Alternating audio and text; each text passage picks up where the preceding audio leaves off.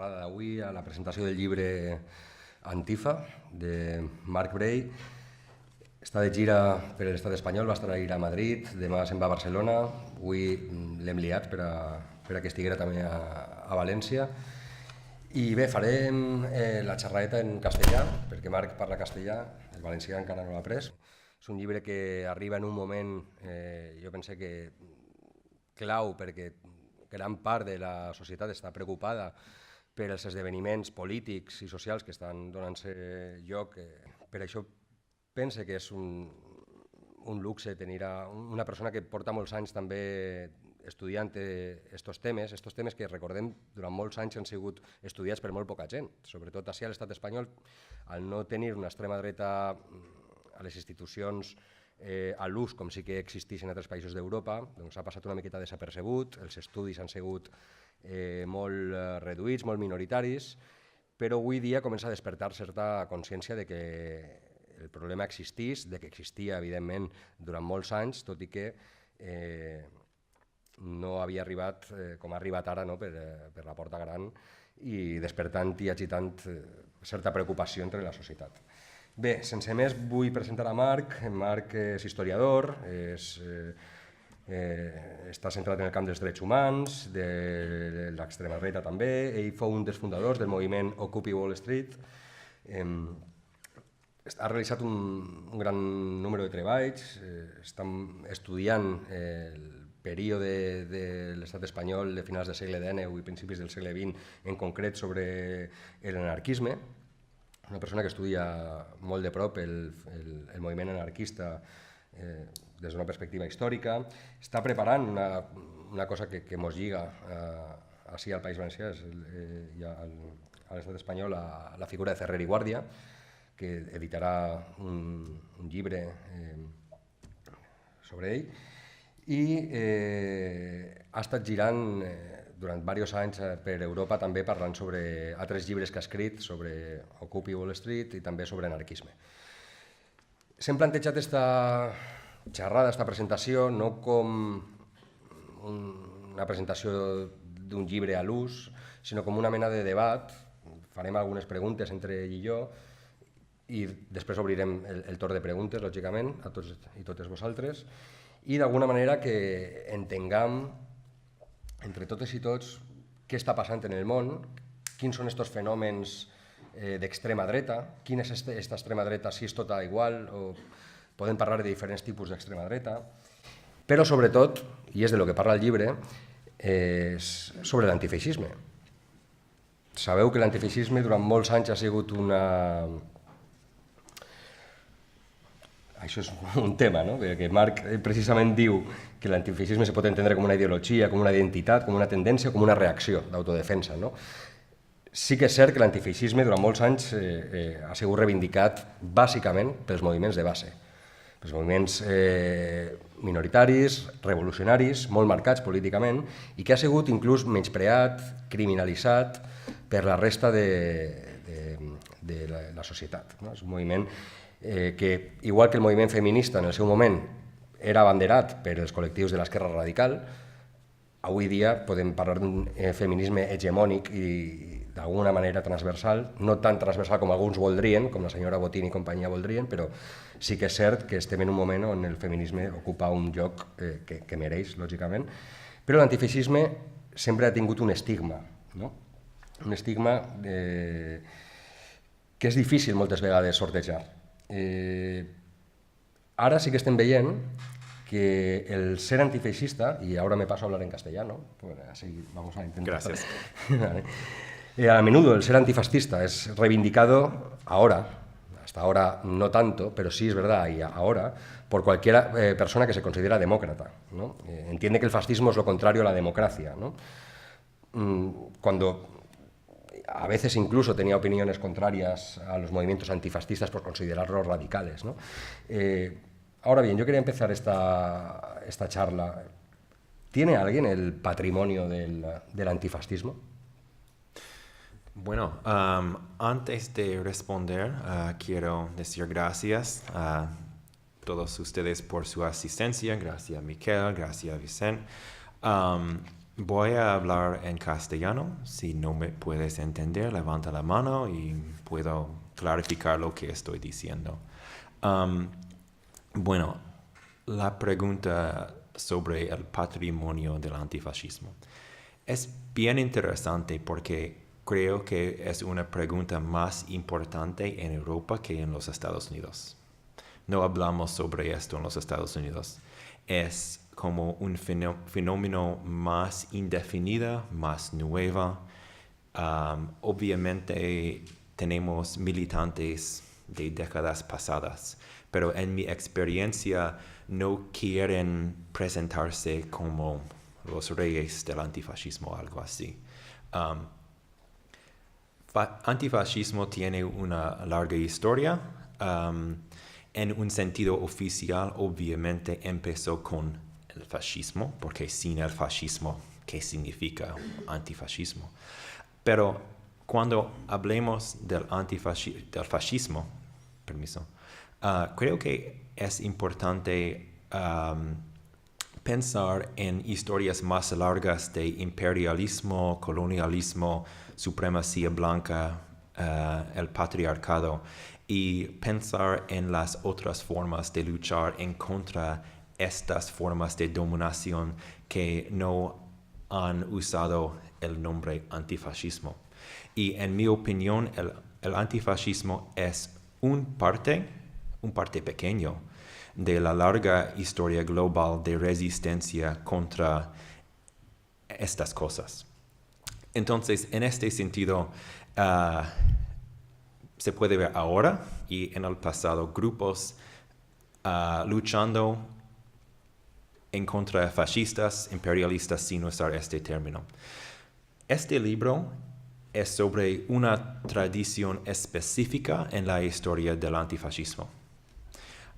Se puede hablar sobre antifascismo como toda gente que lucha en contra del fascismo. Y desde esta perspectiva, el ejército de los Estados Unidos en la Segunda Guerra Mundial era antifascista. Pero obviamente es una definición demasiado amplia.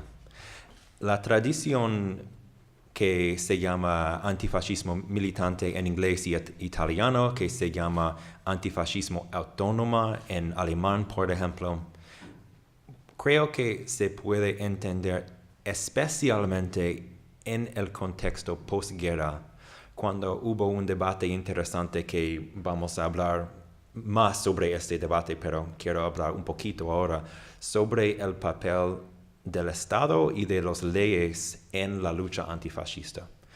Hubo partidos comunistas, socialistas en Europa, especialmente en el continente, diciendo que la solución es crear leyes en contra del fascismo. Y esta tendencia que tenía orígenes en parte en el movimiento autónomo en Alemania y en fútbol, punk y todo esto, su enfoque ha sido acción directa y sin fe en el Estado.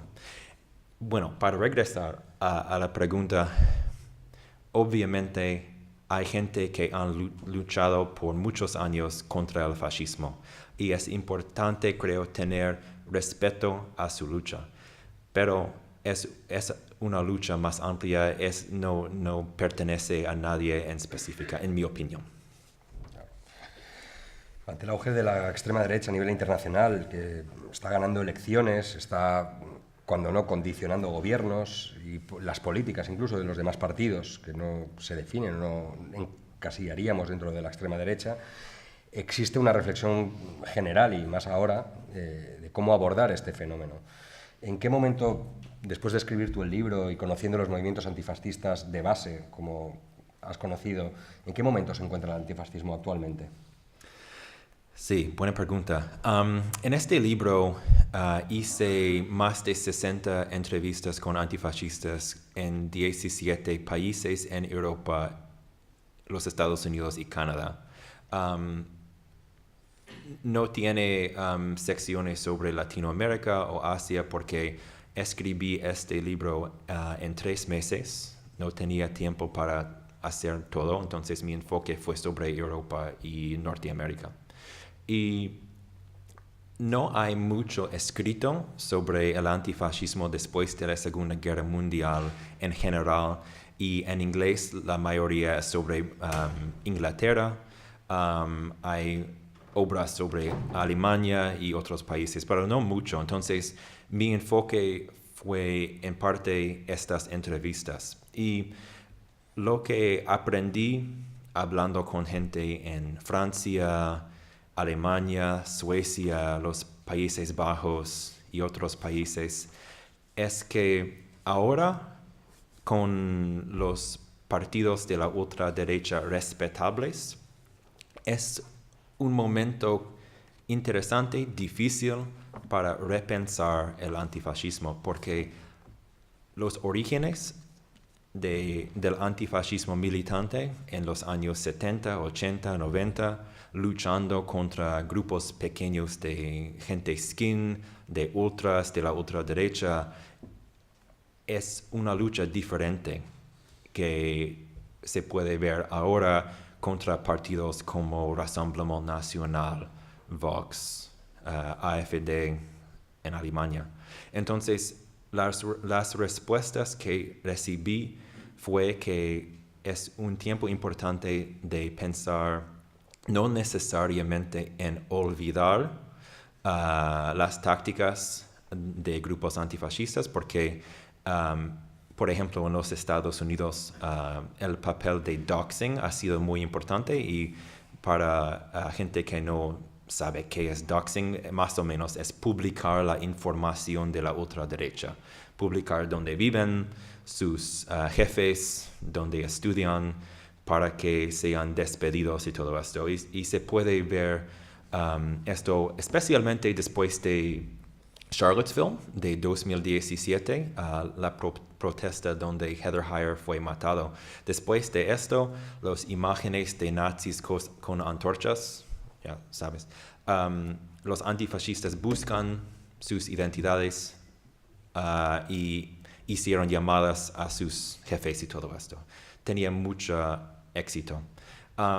Y obviamente estas tácticas pueden hacer mucho, pero no es suficiente publicar información sobre un político en el Parlamento porque hay gente que apoya a ella o él.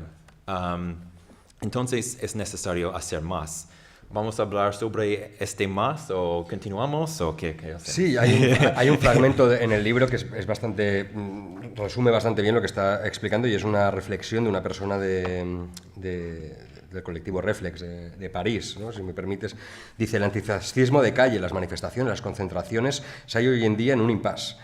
O bien se enfrenta a grupos de extrema derecha que son políticamente insignificantes, pero físicamente peligrosos, o bien intenta oponerse a organizaciones que son políticamente significativas, y entonces se encuentran no solo frente a partidos que están ausentes en las calles, sino que han llegado al punto de estar muy bien integrados en el juego político, apoyados por las fuerzas de la ley y percibidos como legítimos por la población. Es difícil que desde el antifascismo militante que conocemos tradicionalmente en Europa occidental pensar nuevas estrategias para confrontar partidos como Vox o el Frente Nacional. No los puedes vencer solo con manifestaciones en la calle. Sí. Entonces, ¿qué hacemos? Bueno, no tengo la respuesta porque no existe la respuesta. Necesitamos muchas respuestas y depende del contexto que debemos hacer. Pero ejemplos interesantes desde mi perspectiva incluyen, por ejemplo, hablé con antifascistas de Carabanchel en Madrid sobre sus asambleas antifascistas. Hay proyectos similares en Francia y otros países. Por ejemplo, en los Estados Unidos, el sindicato Industrial Workers of the World, Trabajadores Industriales del Mundo, tienen un comité de defensa que empezó hace 100 años para proteger presos políticos, pero recientemente esta formación hace trabajo antifascista desde la perspectiva de autodefensa de la clase obrera a través de la lucha obrera. Obviamente, cuando hablemos del fascismo y cómo frenar el fascismo, la conversación siempre empieza con métodos de resistencia, pero después de hablar más y más y pensar en las relaciones entre el fascismo y el capitalismo, con el racismo, sexismo, etc., es obvio que tenemos que destruir las raíces del fascismo y crear una alternativa, porque me parece que no se puede hablar sobre esta historia sin hacer una autocrítica de la izquierda en total, porque no hemos solucionado la crisis, no hemos destruido las raíces del fascismo. Entonces, es una conversación interesante porque se puede empezar con fascismo y antifascismo y al fin estamos hablando sobre la lucha en total, me parece.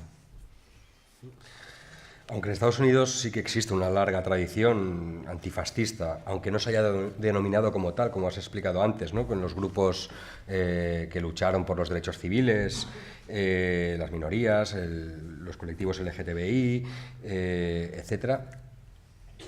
Una crítica que nos hacemos muchas de las personas que estamos pendientes de todos los movimientos antifascistas es que demasiadas veces falta gente de estos colectivos, de las minorías, de los colectivos racializados. Eso en Estados Unidos sí que de alguna manera se ha dado a lo largo de la historia, pero en Europa, o al menos en el Estado español, está costando un poco. También es una pregunta en los Estados Unidos. Hay una percepción en los Estados Unidos ahora que el antifascismo es algo para gente blanca. Creo que esta perspectiva es exagerada, pero obviamente una perspectiva puede ser la realidad. A perception can become reality.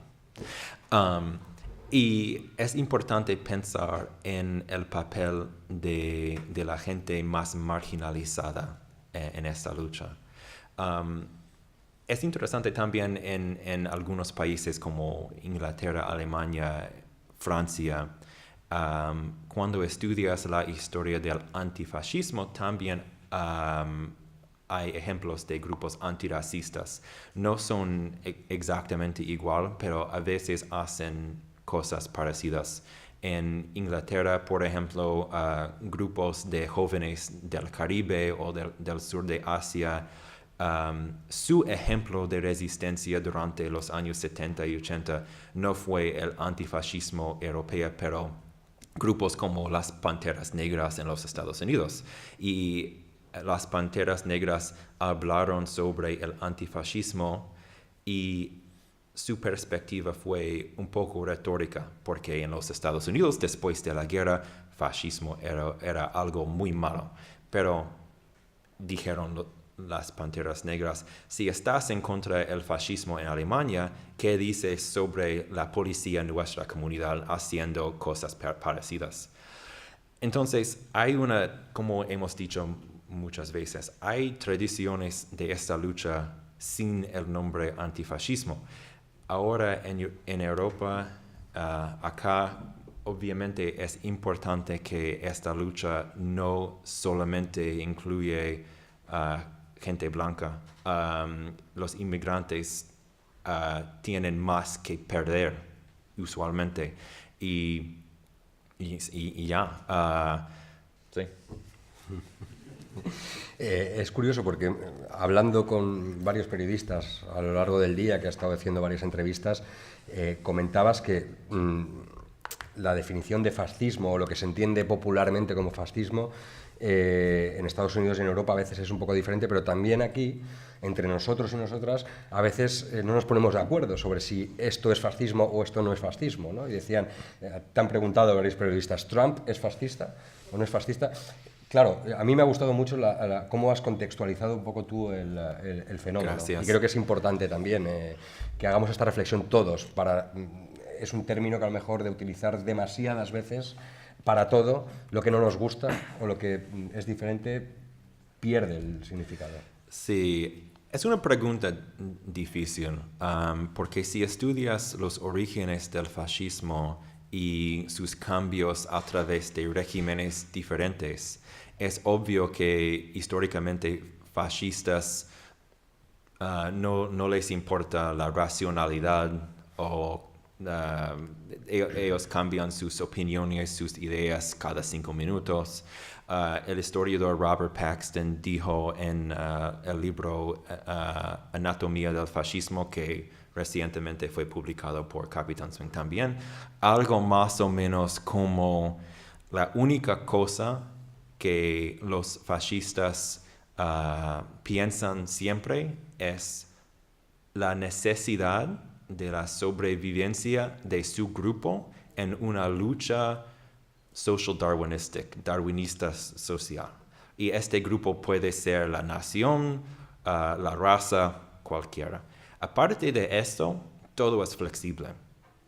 Entonces, también su perspectiva en los años 20 sobre la racionalidad como, para empezar otra vez, desde su perspectiva, la verdad no viene de la mente, no viene de leyes de lógica, viene del espíritu de la nación, el espíritu de la gente, del hombre, y desde su perspectiva es normal cambiar opiniones. Entonces, ¿qué decimos sobre el fascismo? Especialmente después de la Segunda Guerra Mundial, cuando fascistas en Europa cambiaron sus símbolos, sus retóricas, porque obviamente palabras como fascismo, nazismo eran tabú. Entonces, movimientos como los identitarios, la nueva derecha, el uso de la retórica de la izquierda, por ejemplo, la retórica de la liberación nacional. Si se puede tener una lucha de liberación nacional en Palestina, ¿por qué no una lucha de liberación nacional de la nación blanca? Si hablamos de diversidad, de igualdad, ¿por qué no podemos tener diversidad de opiniones y las opiniones pueden incluir la opinión fascista? Entonces, mi opinión es que es útil hablar sobre un espectro de lo que digo en inglés, spectrum of the fascistic, porque una definición del fascismo que no puede avanzar 100 años desde Mussolini no es muy útil. Se puede ver que hay partidos como Front Nacional, Rassemblement Nacional, Amanecer Dorado que no son iguales y la manera de resistir debe depender en el caso.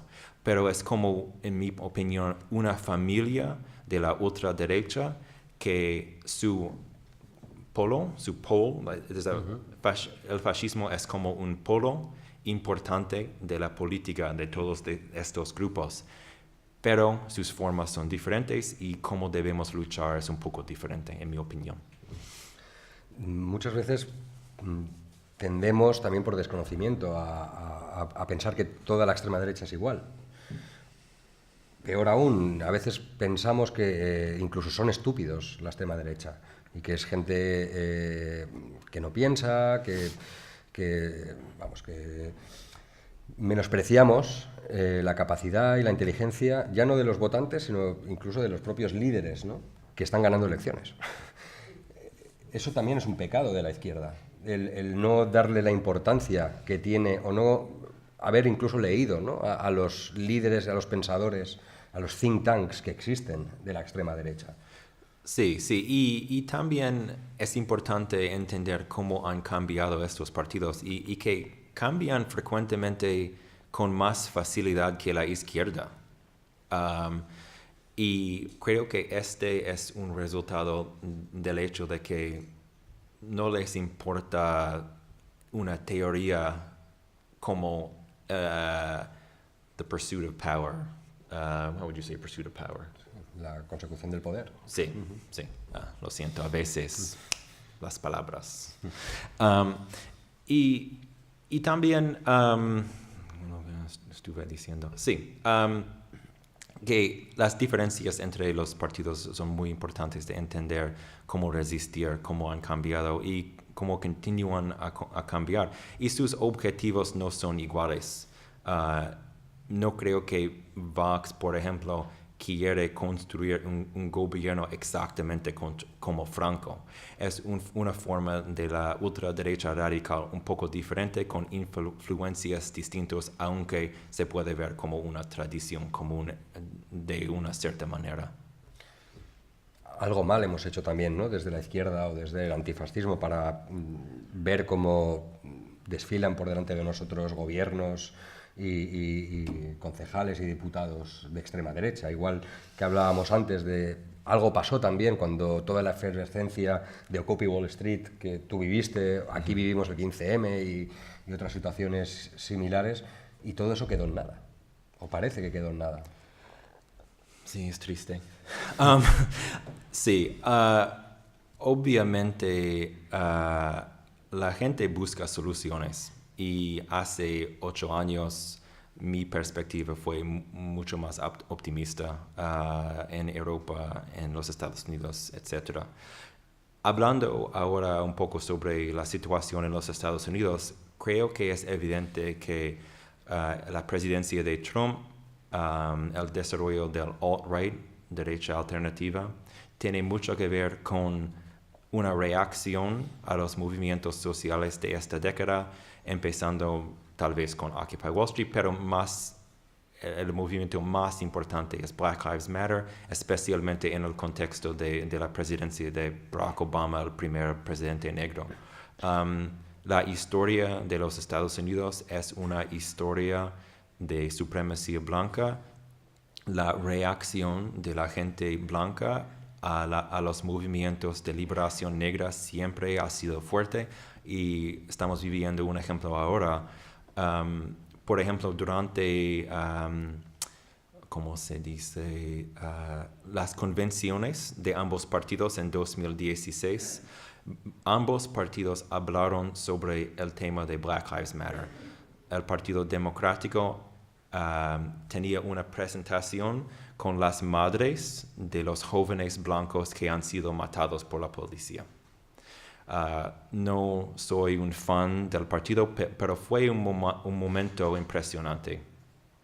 Al otro lado, la respuesta a Black Lives Matter ha sido Blue Lives Matter, el color azul, el color de la policía, que las vidas de la policía importan, porque la derecha han presentado Black Lives Matter como antipolicía.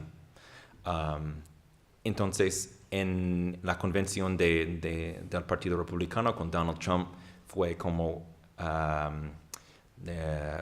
más o menos una canción o una lema, Blue Lives Matter. Entonces se puede ver que especialmente en los Estados Unidos es una pregunta de raza, y también en Europa es una pregunta de identidad vinculado con la nación en el contexto de inmigración, de cuestiones de religión, laicismo y todo esto, pero vamos a hablar más sobre esto.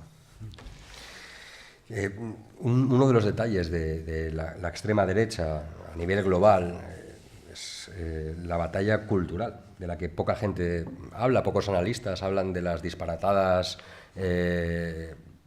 propuestas de Trump o de Vox o de quien sea. Pero, sin embargo, todo esto está bien pensado y está bien planificado, ¿no? Ellos se denominan políticamente incorrectos, antisistema incluso. Parece que son como los nuevos rebeldes, ¿no? Una portada de un semanario italiano, estaba Salvini en la cama riendo y ponía el chico rebelde de Europa, ¿no? Banalizando también todo esto, ¿no? Y a veces los medios de comunicación contribuyen a fomentar esta imagen de irreverente de la extrema derecha como algo. Incluso me comentabas antes que Madeleine Albright, que es del Partido Demócrata, ha escrito un libro sobre fascismo y hablaba de que la extrema derecha, la alt-right, es el nuevo punk, ¿no? Decía eso. Sí. Y en un sentido no es nuevo, porque se puede ver con los movimientos fascistas originales en Italia, en Alemania. Tenía una política insurgente en un sentido, al menos al principio. Pero obviamente después de un rato hicieron alianzas con los banqueros, con la clase alta. Ahora es obvio que durante las últimas décadas movimientos de liberación han creado una hegemonía, sobre perspectivas, hablando ahora sobre los Estados Unidos, antirracistas, feministas, que no se puede decir unas palabras sobre mujeres, sobre gente negra, etcétera, etcétera. Tenemos esta hegemonía y obviamente hay mucha gente blanca que se sienten oprimidos de esto. Entonces, en este contexto, el alt-right, Donald Trump, han creado un espacio en contra de lo políticamente correcto. Y esta frase, politically correct, es una manera de cambiar perspectivas sobre luchas sociales. Desde la perspectiva de la izquierda, no es una cuestión de retórica solamente, es una cuestión de valores, de justicia, de liberación. Pero desde la perspectiva de la derecha, con la frase politically correct, no es una cuestión de justicia, es una cuestión de como social performance, una presentación social para no recibir una crítica. Entonces, es un espacio de liberación, de transgresión, y los orígenes del alt-right por el Internet tienen mucho que ver con esto. Hay una cultura por el Internet, ¿cómo decirlo?, que les gusta, no tiene valores, hacer bromas sobre todos, bromas sobre nazis matando a judíos. ¿Y por qué?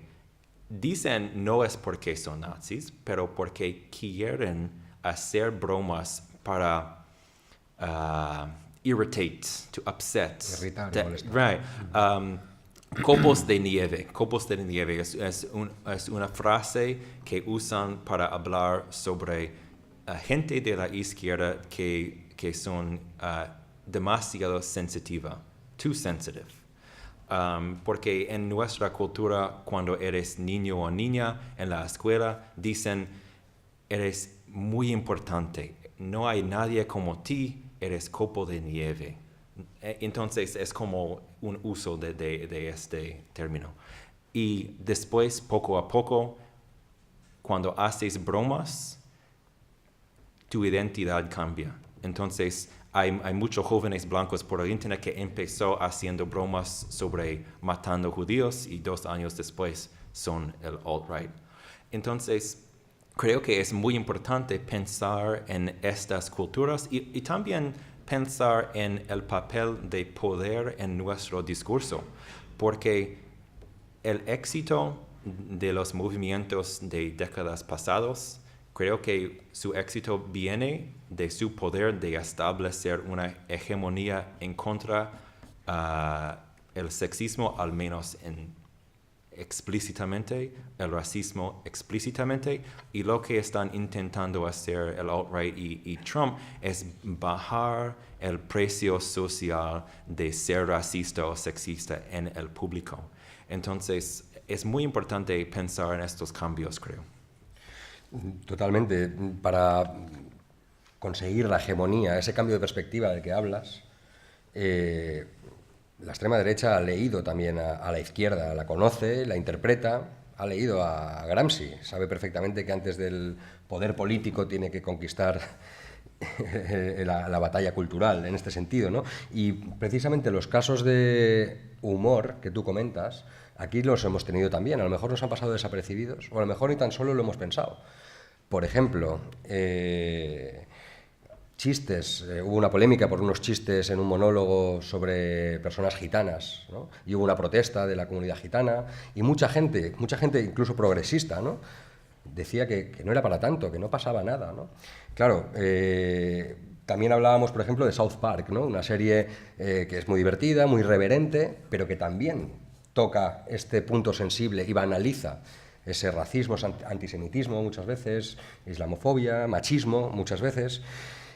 Y lo preocupante de esto, lo que ellos ven que es una guerra importante de librar, es que no solo participan ellos de la guerra.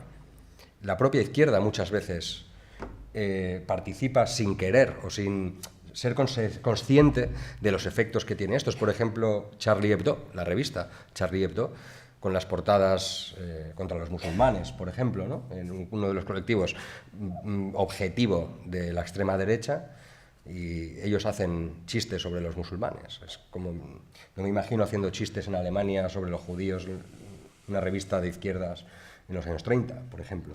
Sí, estoy de acuerdo y creo que el excuso de que hacemos bromas sobre todo, sobre todos los grupos, esta perspectiva crea espacios para ciertos tipos de bromas sobre grupos marginalizados.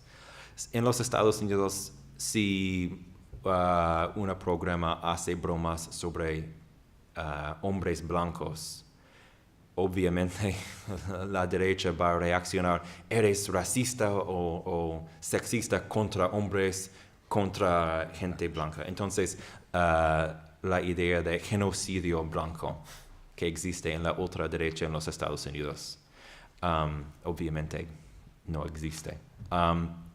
Pero en este contexto, una broma así hace algo diferente que bromas sobre grupos que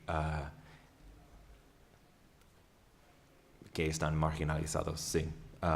Y tiene mucho que ver con qué hacemos como una izquierda en relación con islamofobia, por ejemplo, homofobia, etc. Otro de los debates dentro de la propia izquierda, y que también crea bastantes divergencias, es tradicionalmente la izquierda y el antifascismo han sido movimientos laicos que han defendido la separación del Estado y la religión, pero a menudo parece como que la posición de cierta parte del antifascismo a la hora de, a lo mejor, defender determinados colectivos religiosos que están siendo perseguidos por la extrema derecha no entusiasma, porque al ser colectivos religiosos desde una posición laica, como que tampoco acabamos de entender, y a veces incluso no se acaban incluso de respetar. ¿Esto pasa en Estados Unidos también? Tenemos una historia diferente. Obviamente entiendo y estudio la historia de revolución en Europa y otros países durante el siglo XIX, el papel de la Iglesia Católica, el papel de anticlericalismo en esta lucha. Entiendo la perspectiva atea, soy ateo, no creo en Dios. Pero es solo, en mi opinión, una parte de la conversación. Para cambiar un poco, en los Estados Unidos, especialmente después de los años 60, con la lucha de liberación negra y el papel de iglesias negras y el papel de Islam, figuras como Martin Luther King, Malcolm X, etc., tenemos una conversación distinta. Luchas sociales han incluido religión. En cambio, por ejemplo, participé en Occupy Wall Street y hice charlas en España y Francia en 2015 sobre el movimiento y hablé sobre el papel de grupos judíos, musulmanes, cristianos en nuestro movimiento, y la reacción fue horror. La audiencia, la gente no podía pensar en una religión de justicia social. Pero hay ejemplos de esto, y esto también es, en mi opinión, solamente parte de la conversación. Has hablado sobre el ejemplo de Alemania en los años 30. Si eres ateo antifascista en Alemania en 1932, ¿qué dice sobre los judíos? ¿Debe ser su enfoque sobre el hecho de que no crees que existe Dios o sobre un genocidio en sus primeros pasos? Creo que este ejemplo es obvio. Lo que es menos obvio en algunas conversaciones es la conversación sobre islamofobia. Creo que podemos tener conversaciones interesantes sobre cosas de religión, pero especialmente como gente que no seamos islam, creo que nuestro papel es de resistir la islamofobia. Y en los Estados Unidos, esta perspectiva es la perspectiva. No hay gente de la izquierda diciendo que la prioridad debe ser decir cosas a los musulmanes que deben hacer. Como hombre blanco, no es mi papel decir esto. Estoy en solidaridad con musulmanes en contra de la ultraderecha. No es decir que no haya problemas en esta religión como existen en cada religión. Soy judío, pero soy ateo. Tengo mis críticas sobre esta religión también, pero es interesante porque obviamente la tradición antirreligiosa, anticlerical, existe en Francia, en España, en otros países, en una forma muy distinta que los Estados Unidos. Es mi opinión. No olvidemos que los últimos ataques terroristas de la extrema derecha en Estados Unidos han sido contra sinagogas, contra mezquitas y contra iglesias negras. Sí, y la respuesta a estos ataques no pueden ser, no existe Dios. No creo que existe Dios, pero no importa en esta lucha, en mi opinión. Otro de los debates, yo creo que aquí en el Estado español a lo mejor lo hemos vivido de otra manera, y en Estados Unidos comentabas que ya lo tuvisteis este debate hace 30 años, pero creo que es interesante, es el debate sobre las identidades, ¿no? A raíz del famoso libro de la trampa de la diversidad y de muchos debates que se han dado sobre las diferentes identidades, si eso tenía alguna repercusión en la lucha de la clase trabajadora y la fragmentaba o no. ¿Qué lecciones podéis o qué podéis decir desde Estados Unidos cuando esto parece que es algo que ya de alguna manera ya lo habéis tenido este debate? O no tanto. Ahora en la izquierda hay una teoría muy popular que viene de la tradición feminista negra, la teoría de interseccionalidad, que más o menos dice que hay relaciones esenciales entre el patriarcado, supremacía blanca, capitalismo, transfobia, homofobia, etcétera, etcétera, que no se puede entender capitalismo sin estudiar el papel diferente de las mujeres, de gente negra, historias de esclavitud, colonialismo, etcétera, etcétera. Más o menos la conversación, la conclusión más o menos es esto, que cuando luchas por el feminismo debe también ser una lucha contra el capital, debe también ser una lucha contra la supremacía blanca. Y también una compañera de este país me ha dicho que acá no se dice supremacía blanca mucho, pero más racismo. Es interesante porque en la izquierda de los Estados Unidos decimos los dos, obviamente, pero hay un enfoque sobre supremacía blanca porque tiene una relación importante con nuestra historia de esclavitud, colonialismo y los orígenes del concepto de raza en su sentido científico vienen de la supremacía blanca. Entonces hablamos de esto, pero seguimos. Entonces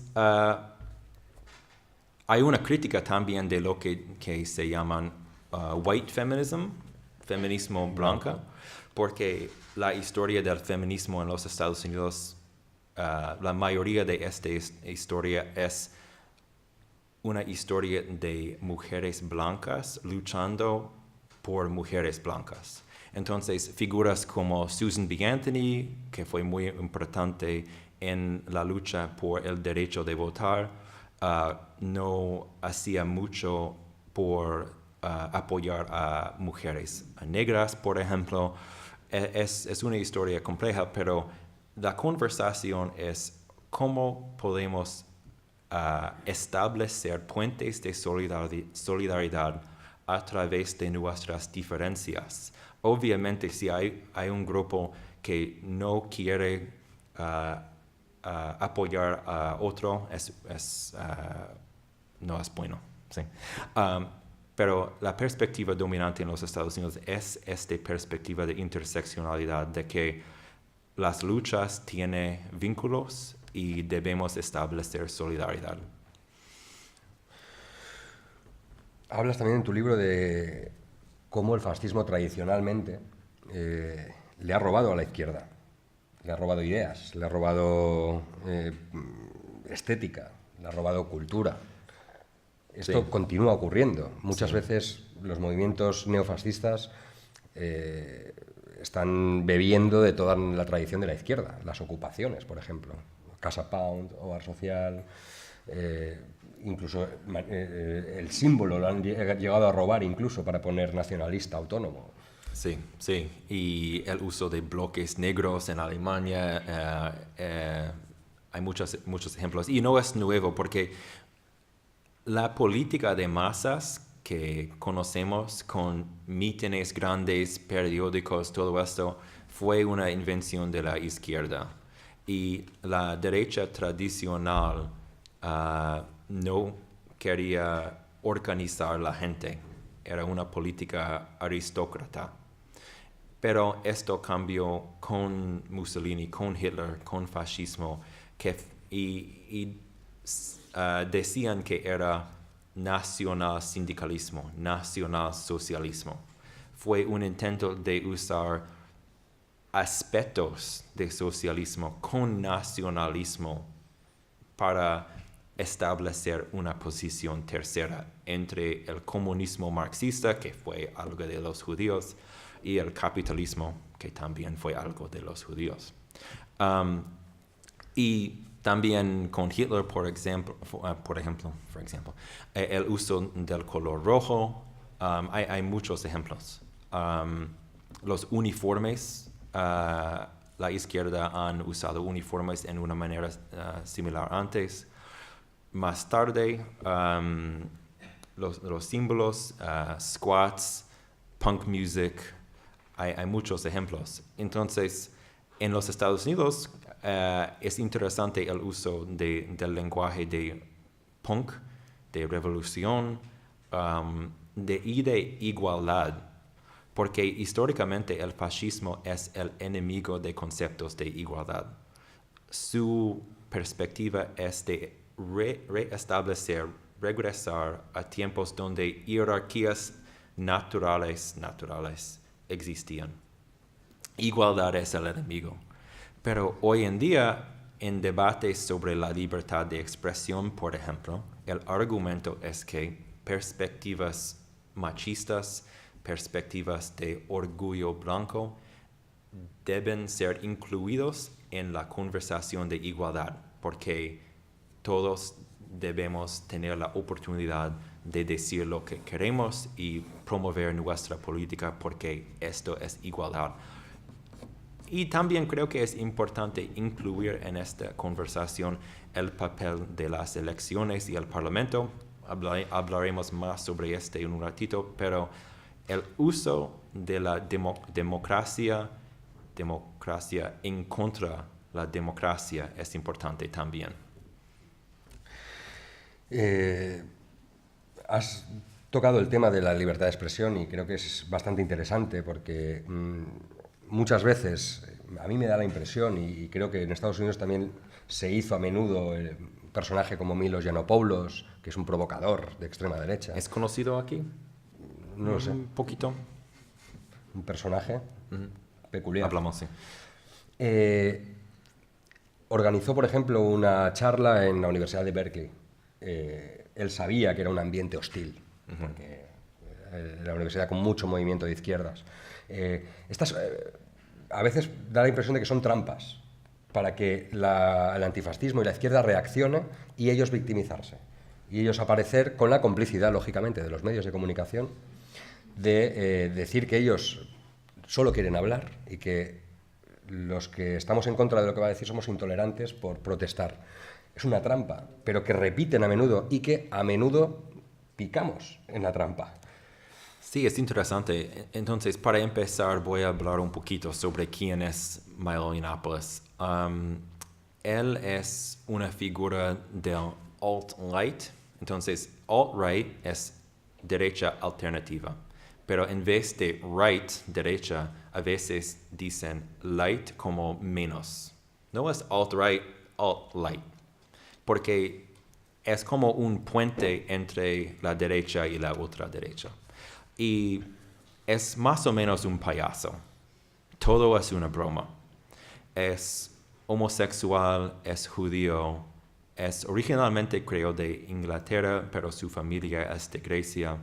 Y quiere hablar en las universidades para hacer bromas en contra gente transgénero, inmigrantes, la izquierda, odia el feminismo. No es buena persona.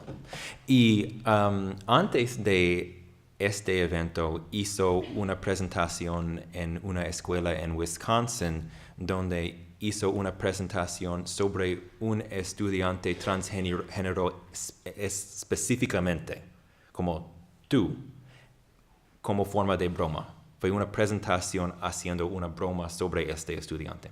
Y en Berkeley, en febrero de 2017, el plan fue hacer una presentación sobre un estudiante sin papeles para decir al campus, esta persona no debe estar aquí. Entonces, ¿qué hicieron la izquierda, los antifascistas? La historia es más larga porque inicialmente hubo peticiones, protestas, cartas, editoriales en el papel para decir es una pregunta de seguridad, de justicia, esta presentación no debe ocurrir. Estos métodos no tenían éxito, entonces el día del evento el bloque negro rompieron vidrios en el edificio y el evento fue cancelado. Y este evento fue lo más importante en promover conocimiento del Antifa en los Estados Unidos antes de Charlottesville. Entonces es buena pregunta porque en un sentido Milo Yiannopoulos fue muy alegre porque después de esto fue mucho más famosa porque fue la conversación en los Estados Unidos. A un lado, los Antifa sin política, criminales, contra la libertad de expresión, rompiendo vidrios. Un peligro en contra la civilización oeste, dicen alguna gente. Y al otro lado, un hombre homosexual que simplemente quiere hablar.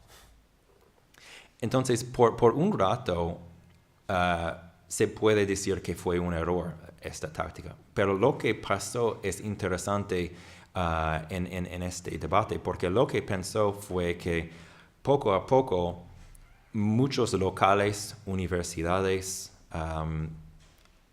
lugares donde se puede hablar, no querían organizar charlas por Milo Yiannopoulos porque fue demasiado difícil.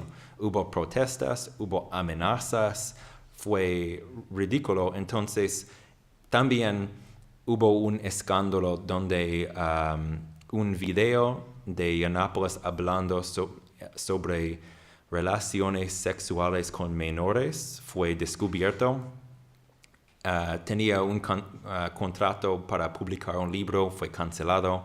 Tenía trabajos escribiendo por medios de la derecha, fue despedido. Ahora no puede organizar charlas en los Estados Unidos, Australia, Inglaterra.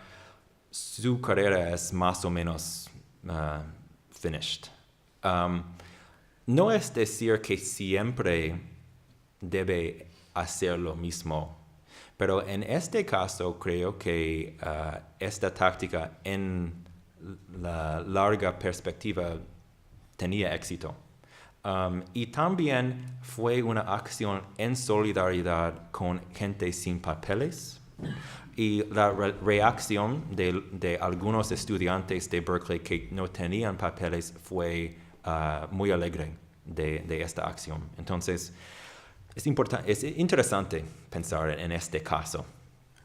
Es muy interesante. En el libro cuenta un montón de experiencias y de actividades de los grupos antifascistas en Estados Unidos, Canadá y Europa, y efectivamente hay muchos casos donde a través de los boicots, de la acción directa, se ha conseguido parar a muchos grupos.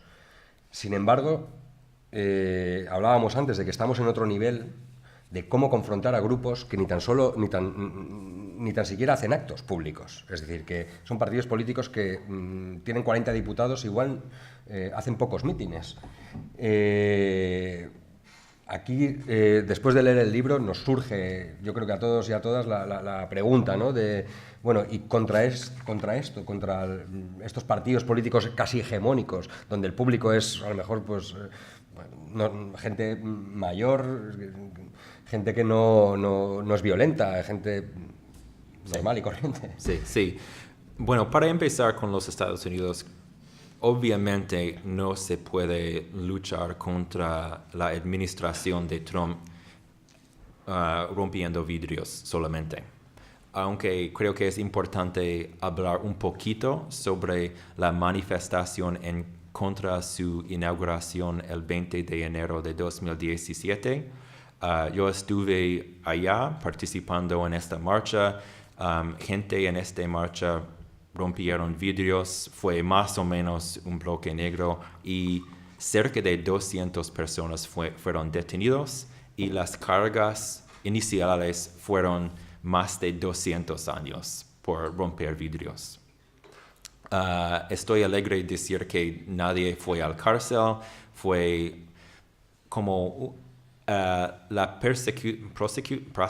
prosecución hizo errores burocráticas y todos fueron liberados.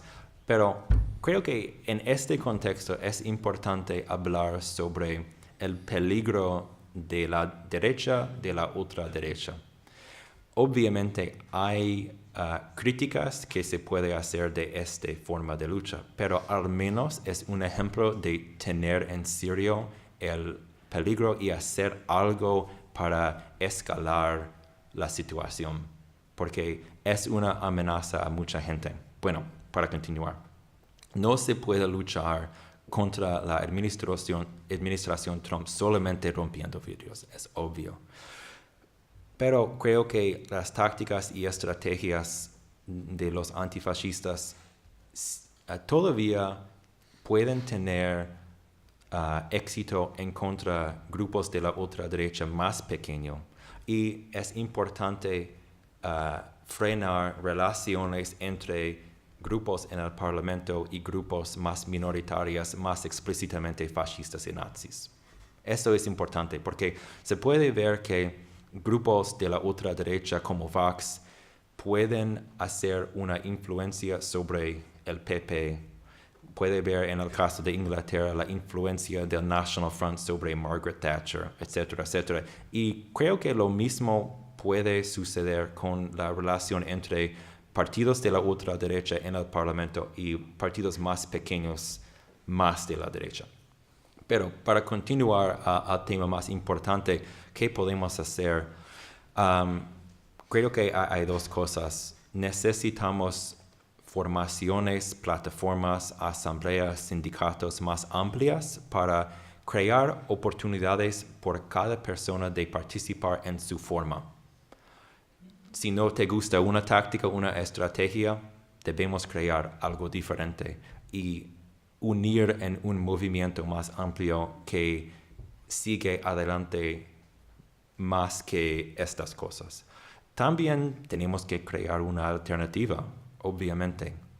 Como he dicho, la historia de los éxitos del fascismo, de la ultraderecha, es el fracaso de la izquierda. Y también no, en mi opinión, es suficiente ganar una elección, 2 elecciones. Obviamente es mejor que la victoria de la ultraderecha, pero necesitamos hacer un enfoque sobre los raíces en cosas que he dicho antes: el patriarcado, supremacía blanca, homofobia, ultranacionalismo, entendido en un sentido de la derecha, y el capitalismo. Porque en tiempos de crisis es más fácil decir que el problema son los inmigrantes que el problema es nuestro sistema global económico. Y entiendo que en un sentido no es una respuesta. Ok, claro, obviamente la solución es revolución. Bueno, y buenas noches. Es más difícil hacerlo. Entonces, siento mal, pero no tengo la respuesta, porque tenemos que hacer la respuesta y tener una cultura de autocrítica y una cultura de flexibilidad, de cambiar, hacer experimentos, de fracasar a veces, porque los tiempos están cambiando y tenemos que cambiar también. Bueno, sabes que estamos inmersos en un proceso de campaña electoral eterno aquí desde hace más de un mes, y nos preguntábamos antes también, y es un debate que no hemos tenido ahora. Yo creo que la izquierda y en gran parte el movimiento antifascista ha tenido durante muchos años las elecciones como también un frente de batalla más contra el fascismo. De hecho, creo que en estas últimas elecciones generales, uno de los factores que ha movilizado el voto para el bloque de la izquierda y de los socialdemócratas ha sido el miedo, la campaña del miedo a que viene la ultraderecha. Sí. Sin, obviamente, situar la lucha antifascista únicamente en un voto cada 4 años, que creo que no debe ser así, pero ¿es también el voto una herramienta para frenar el fascismo, o debería ser? Buena pregunta, y creo que es obvio que la mayoría de campañas electorales tienen una base en miedo del otro. Es parte de nuestra política, por mejor o peor. La pregunta del papel del voto es interesante. Antes de hablar sobre esto específicamente, creo que es importante hacer una distinción entre el acto de votar, que dura 5 minutos, o si hay una cola más, y la estrategia electoral. Son cosas distintas y se puede estar en favor de votar sin necesariamente pensar que la solución es de poner nuestros esfuerzos en partidos políticos. Bueno, su perspectiva sobre esta pregunta va a venir de su posición política. Sabemos que hay tradiciones que están más en favor del voto y de la lucha electoral que otros. Soy anarquista, entonces se puede imaginar mi perspectiva, pero quiero hablar un poquito sobre la perspectiva del movimiento anarquista en los Estados Unidos sobre esta pregunta, que es más o menos: si quieres votar, vota, no me importa, es una acción que dura 5 minutos, se puede hacerlo si quieres, alguna gente va a hacerlo, alguna no, alguna no. Y en los Estados Unidos la mayoría de la gente nunca vota. Y el voto normalmente tiene mucho que ver con niveles de educación y clase en los Estados Unidos. Bueno, obviamente en el caso de la lucha contra la ultraderecha, si la ultraderecha pierde la elección, es buena. Pero voy a hablar un poquito sobre mi crítica, la crítica anarquista de la lucha electoral como un enfoque en la lucha antifascista. Desde mi perspectiva, es necesario crear una alternativa que puede solucionar los problemas de la gente. Cuando existe el capitalismo, cuando existe un sistema de clases, siempre vamos a tener la misma conversación. Y en mi opinión, la democracia social solo puede mover la conversación 4 años en el futuro. Hemos visto partidos como PSOE y Partido Socialista en Grecia y otros países haciendo austeridad, neoliberalismo. ¿Por qué en la lucha contra capital no se puede hacer compromisos? Bueno, es mi opinión. Entiendo la perspectiva de votar, en unos casos tiene sentido, pero en mi opinión, cuando damos nuestra energía en la lucha electoral, hay menos energía en el movimiento revolucionario para cambiar la sociedad. Bueno, soy anarquista. Si eres marxista-leninista, no estás de acuerdo. Si eres socialdemócrata, no estás de acuerdo. No vamos a solucionar esta conversación hoy día, pero bueno, es mi opinión. Una de las cosas que hemos dicho al principio, y creo que lo reconoces a lo largo de todo el libro y que se tiene que reconocer, es que poca gente ha sido la que ha plantado cara al fascismo antes de que triunfaran los gobiernos de extrema derecha y los partidos de extrema derecha, sino en la calle. Han sido movimientos muy minoritarios, ¿no? Los que demasiadas veces se les ha criminalizado, se les ha estigmatizado, los medios de comunicación los han machacado. Aún así, yo creo que hace falta también una autocrítica de la gente que ha formado parte de estos movimientos todavía, ¿no? Se les ha estigmatizado muchas veces como una tribu urbana, por ejemplo, ¿no? O como una pandilla, ¿no? Pero también pasa a veces que mucha gente adopta este cliché de papel y falta a lo mejor a veces más ideología dentro del movimiento, más que estética. O ¿qué experiencia después de entrevistar a 17 países diferentes antifascistas o qué reflexiones alrededor de todo esto? Sí, las respuestas fueron así, más o menos, que tenemos que hablar sobre el machismo, especialmente en contextos de conflicto. Tenemos que hablar sobre nuestros éxitos y fracasos. Tenemos que hablar sobre cambios en el enemigo, dónde están, qué hacen, cuáles son sus formas de lucha. Y tenemos que hablar sobre, no sé cómo decirlo en castellano, accountability en inglés se dice, pero contabilidad. That was easy. Responsabilidad, porque se puede hablar sobre autonomía, sobre el derecho de cada grupo de hacer lo que quiere, pero también somos un movimiento, somos una sociedad. Lo que hace un grupo tiene una influencia sobre el resto y es algo interesante, especialmente en conversaciones en los Estados Unidos al menos, conversaciones sobre el bloque negro. Si hay una manifestación enorme y un grupito quiere hacer una acción y hay una respuesta de la policía, puede afectar a todos. Entonces creo que algo interesante ocurrió en este respecto hace 11 años en Minnesota.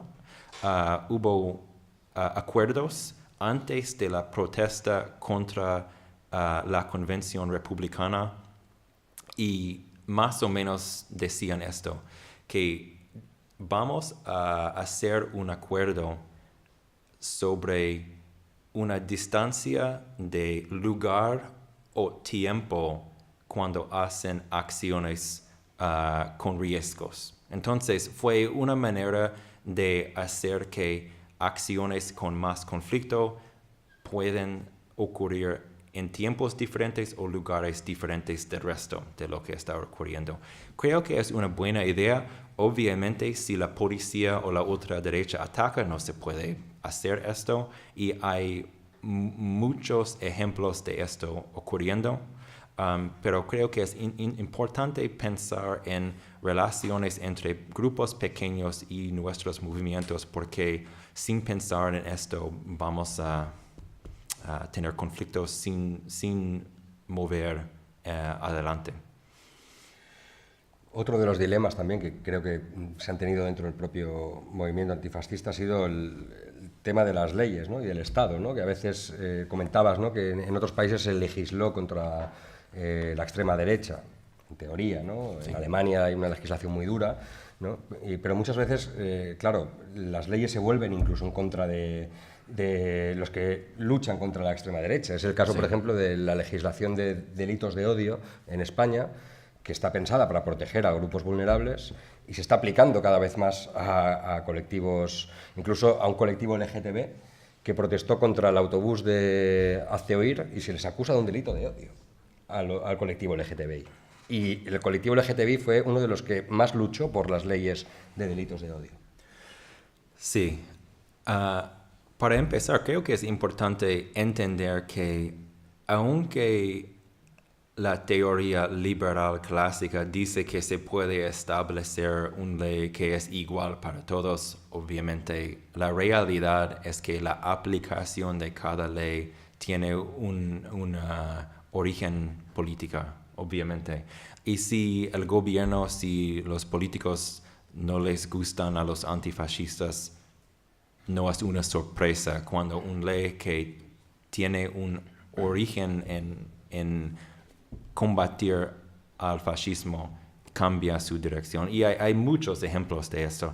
Uno que es muy chistoso es que hay leyes en contra máscaras en los Estados Unidos y sus orígenes fueron en contra del KKK, Ku Klux Klan, y ahora a veces están usados contra antirracistas y antifascistas. Pero la pregunta creo que es más amplia que esto.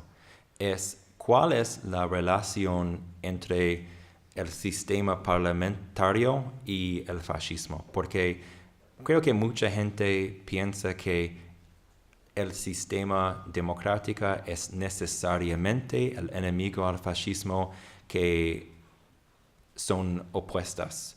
Pero creo que es más como un espectro de formas de gobierno, porque se puede ver históricamente que en el caso de Alemania o Italia, estos regímenes fascistas vinieron a poder a través del Parlamento de métodos más o menos legales. Y también hoy día se puede ver que cada gobierno parlamentario tiene reglas para la centralización de poder en tiempos de crisis, o al menos los Estados Unidos tiene esto. Y no es difícil imaginar una situación con, por ejemplo, un ataque terrorista o el crisis ecológico en el contexto de miedo, con un líder autoritario, con un partido de la ultraderecha minoritaria en el Parlamento, pero en este contexto su voz es muy importante. Entonces, para mí, se puede ver si tiene un análisis del papel del capitalismo en contextos donde la clase alta siente miedo de la izquierda, van a buscar soluciones diferentes. Por ejemplo, en el caso de los años 20 en Europa, hubo más fascistas en grupos fascistas en Francia que en Alemania. Pero la crisis fue mucho más grave, el peligro de la izquierda fue más grave en Alemania, entonces hubo una situación donde la derecha tradicional no podía solucionar la crisis. Y creo que este es el miedo, que cuando ganamos fuerza nuestra, la izquierda, la reacción siempre es autoritario. En Colombia es paramilitarismo, en otros países es el militario, el ejército, fascismo. Entonces, cuando hablamos de la política revolucionaria, no se puede ignorar el antifascismo porque temprano o tarde vamos a encontrar una reacción. Entonces sí, no creo que el Estado es una institución antifascista. Siempre, obviamente, hay ejemplos del Estado deteniendo fascistas, a nazis en los Estados Unidos. en Alemania, pero su papel en el sistema capitalista no es eso en tiempos de crisis. Bueno, antes de abrir el turno de preguntas y el debate, creo que... Antes de continuar, quiero oír un poco de ti, voy a cambiar todo, sobre la pregunta de qué podemos hacer, porque siempre no me gustan mis respuestas. ¿Qué piensas? Yo creo que es una pregunta que nos hemos hecho todos y todas, y más ahora, ¿no? Bueno, yo creo que siempre es muy importante el contexto y cada uno donde se ubica.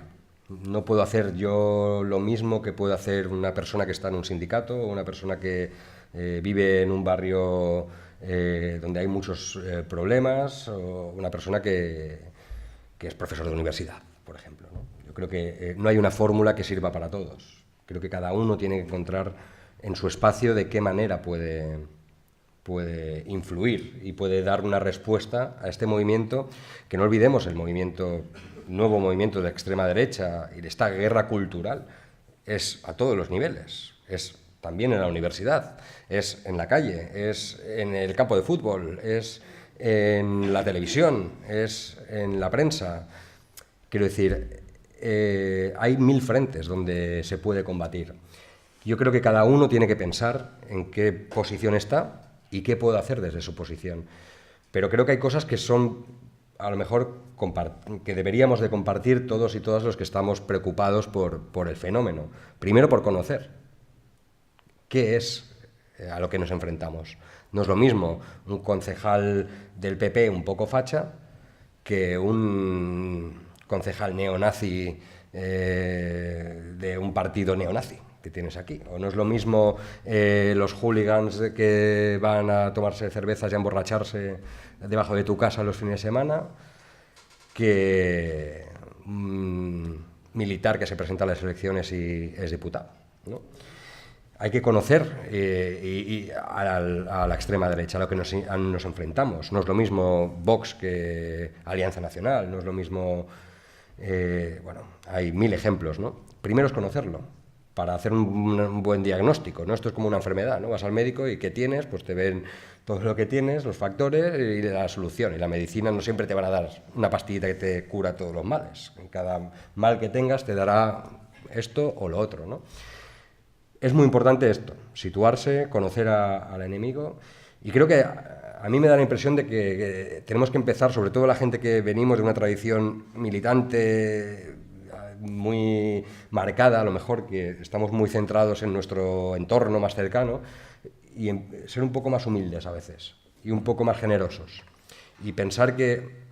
Claro, por una cuestión de egoísmo, yo puedo pensar que yo como blanco, heterosexual y tal, pues yo no voy a sufrir tanto los problemas que si cambia el ayuntamiento a mí me da igual, porque yo, pues bueno, pues tengo para pasar el mes, bien, tal. Pero es que a lo mejor a una persona que está en una situación precaria o una mujer que necesita atención por cuestiones de maltrato o para un inmigrante sin papeles o para cualquier otro factor, pues sí que le va a afectar quien gobierne el ayuntamiento de esta ciudad, ¿no? Por lo tanto, yo creo que uno tiene que ser a lo mejor un poco más empático, no solo pensar a lo mejor en su entorno más cercano o en su grupo afín de militancia, sino pensar un poco más en...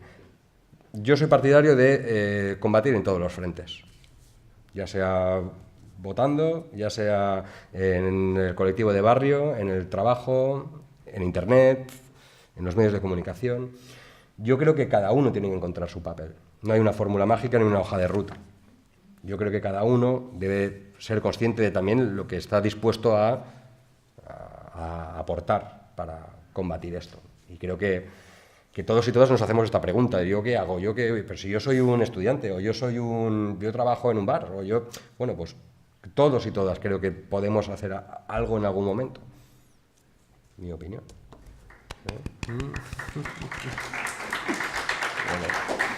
Bueno, pense que és molt important, molt interessant el llibre, és un esforç que ha fet Marc, que crec que ningú havia fet fins ara, i és retratar els moviments antifeixistes en Estats Units i en Europa agafant xicotetes mostres, parlant en gent concreta, afín i tal, però que és molt interessant. Pense que és un fenomen que malauradament ha sigut molt desconegut, que no ha tingut a lo millor molt bon màrqueting, però que s'ha de reconèixer la tasca que ha fet, que moltes vegades i moltes victòries no se podrien entendre si no és perquè n'hi havia una gent que estava dia a dia preocupada per a que en el seu barri no cresquera tot això. El llibre a mi me sembla un bon exercici d'autocrítica també per a la gent que estem en aquests moviments i que d'alguna manera ens preocupem per aquestes històries.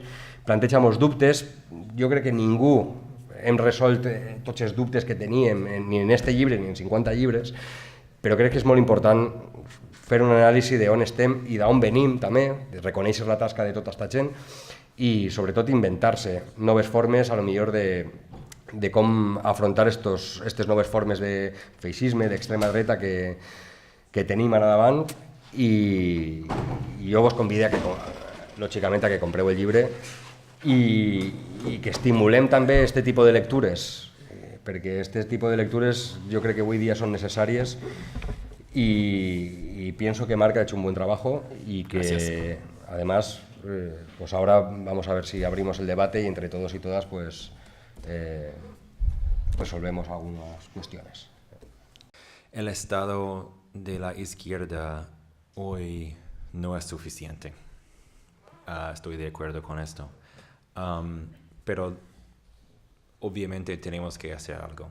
Y a un lado tiene como cada uno haga lo que quiere. Y no creo que es exactamente lo que estuviste diciendo, pero...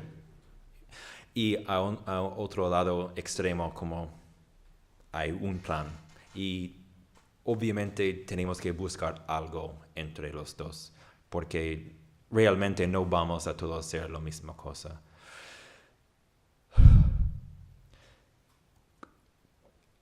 Soy partidario de movimientos sociales, con mucha gente luchando junto, con enfoques diferentes, pero algo en común. Estuve parte de Occupy Wall Street, Nueva York. No fue la respuesta, fue demasiado débil, no tenía vínculos con luchas cotidianas suficientes, tenía muchos problemas, pero fue un paso desde mi opinión. Creo que necesitamos buscar formas de analizar lo que tenemos en común para luchar. Y no significa que luchas de gente marginalizada están afuera de eso, pero creo que están en el centro. Debemos buscar lo que tenemos en común y establecer puentes de solidaridad. Bueno, esto no significa nada en particular, entonces en un sentido no es una respuesta y lo sé esto. Pero, bueno, no me gusta mi respuesta, pero no tengo más. Y lo siento. Y tal vez, Miquel, quieres añadir algo, pero sí, la izquierda, la resistencia no es suficiente. Es obvio, y el peligro es real, aunque la dinámica de la ultraderecha es diferente ahora y sus objetivos son diferentes, al menos ahora. ¿Qué piensas? Sí, yo cuando he dicho de cada uno buscar su sitio, tampoco me refería a una posición individualista, ¿no? De, bueno, yo hago, sino yo soy muy partidario también de participar de los movimientos sociales. Creo que hay muchos movimientos sociales donde cada uno puede encajar y que creo que es necesario que reforcemos entre todos y todas. Y es verdad que estamos perdiendo esa tradición de militar, y ya no militar de ir a asambleas y tal, sino incluso de participar, de venir a charlas o de venir a manifestaciones. Parece que está muy de moda la militancia cibernética, ¿no? Yo milito en Internet y ya está, ¿no? Y bueno, es importante estar en Internet también y difundir las ideas, pero también es importante estar en la calle, estar con los colectivos, mezclarte con otros colectivos que no son como tú, pero que a lo mejor algo puedes aprender, ¿no? Con colectivos de todo tipo, ¿no? Incluso lo que decíamos antes, ¿no? Incluso si ves que están atacando constantemente a la comunidad musulmana, pues a lo mejor ves y conócela, ¿no? Y a ver qué te cuentan, ¿no? O a la comunidad judía o al colectivo gitano, a quien sea, ¿no? Quiero decir, creo que a veces estamos muy desconectados entre nosotros y nos hace falta a lo mejor bajar un poco más a como hace 20, 30 años, que nos conocíamos en la calle y militábamos en la calle. Sé que no es fácil, sé que el propio sistema te obliga a que tú terminas de trabajar a las 7 o a las 8 y quieres irte a casa a tomarte una cerveza y a descansar y desconectar. Está hecho a propósito para que todo esto no cueste más, ¿no? Aún así, continúan habiendo movimientos sociales, continúa habiendo militancia. Creo que es importante, a lo mejor, reforzar todos estos pequeños gestos y bueno, pequeños no, a veces son muy grandes, hay muchos esfuerzos de mucha gente que está trabajando duro también para todo esto. Creo que es importante reforzar y que no se pierda tampoco los movimientos sociales. Aquí pasa el micro.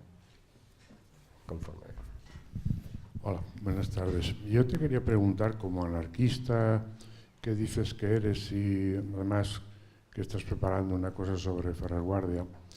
Te quería preguntar, desde tu punto de vista, al margen de que podamos coincidir todos en la necesidad de esos frentes sectoriales que tienen una larga tradición histórica en la izquierda, otra cosa es el éxito o no éxito en determinados momentos, ¿cuál sería, desde tu punto de vista, el papel que la educación podría jugar? Por ejemplo, la educación muy concretamente, la educación en derechos humanos, Sí. que es una cosa a la que me dedico. Entonces,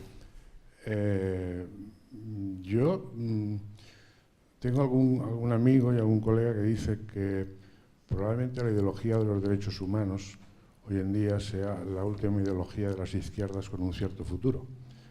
Es algo muy discutible, podemos debatirlo, pero en muchos contextos la defensa a ultranza de determinados derechos humanos es algo fundamental y en países incluso como el nuestro, en determinados momentos de la adolescencia, hablando por ejemplo del tema del patriarcado, del machismo, de determinadas conductas, hay muchos adolescentes que lo tienen perfectamente asumido, que eso es algo convencional o normal, de los dos sexos además, de los dos sexos.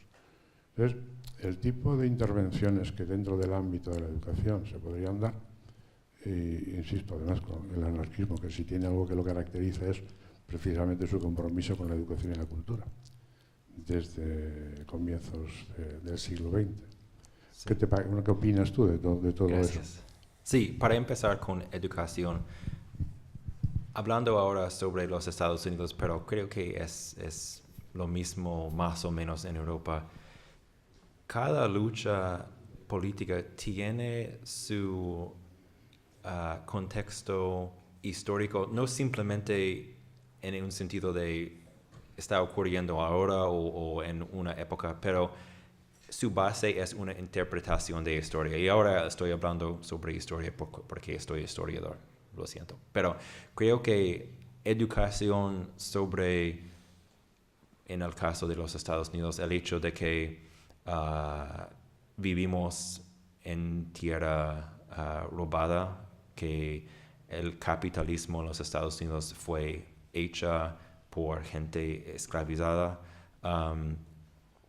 y también más fundamentalmente es importante a través de la educación destruir la idea de que hay una identidad esencial por toda la historia en la nación o en género o en sexualidad. Mostrar que los fundamentos del fascismo en estas identidades universales no existen. Que lo que significa ser hombre o mujer ha cambiado, va a continuar a cambiar, es un constructo social, que la creación de nociones de raza fue también una construcción histórica que no tiene nada que ver con la biología. Estas cosas son los fundamentos, creo, de antifascismo, porque todo el fundamento de fascismo es nada. No existe, no se puede soportar la noción de que, por ejemplo, la nación alemana es eterna. Lee un libro. No, no es cierto. Y es cierto también con cada nación, porque las identificaciones de gente son productos de historia. Es solo un ejemplo.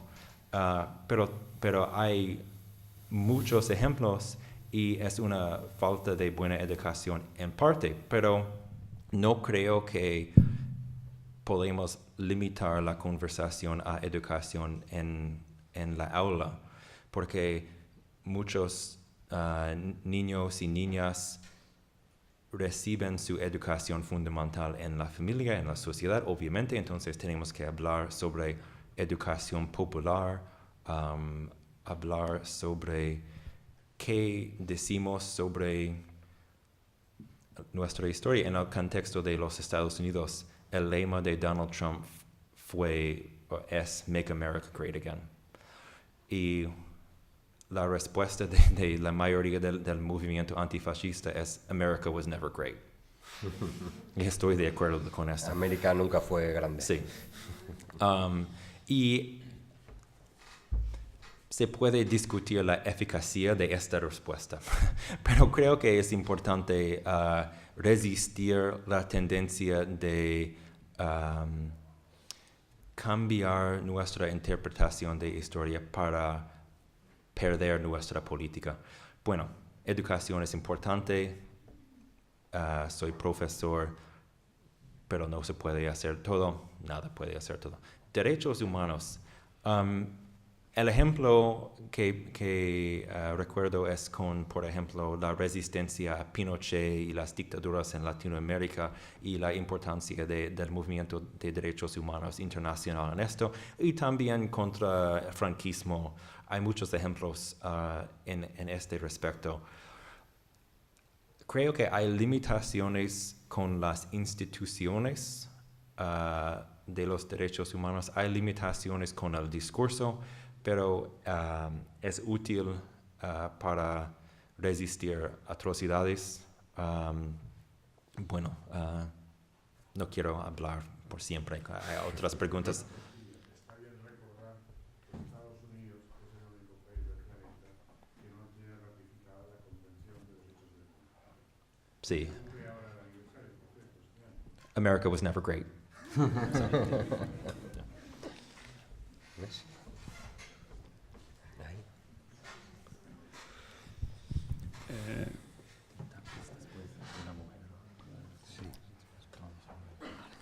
Bueno, déjame estructurar mi pregunta porque es un poco complicada, pero yo creo que ahora mismo estamos en un punto crítico con el advenimiento del cambio climático que ya está sucediendo.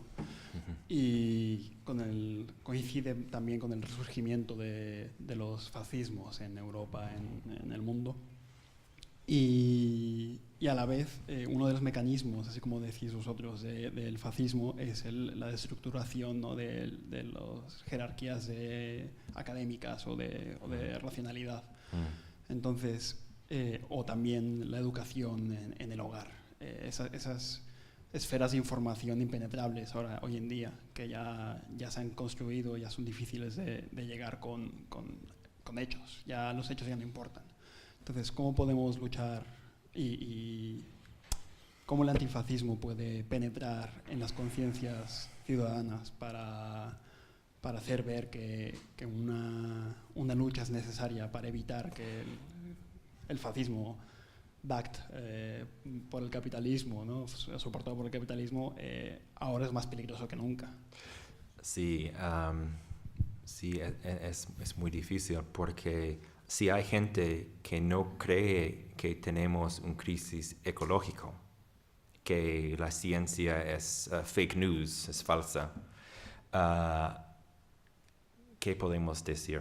Y es una forma de la pregunta, ¿qué podemos decir para cambiar la mente de un fascista?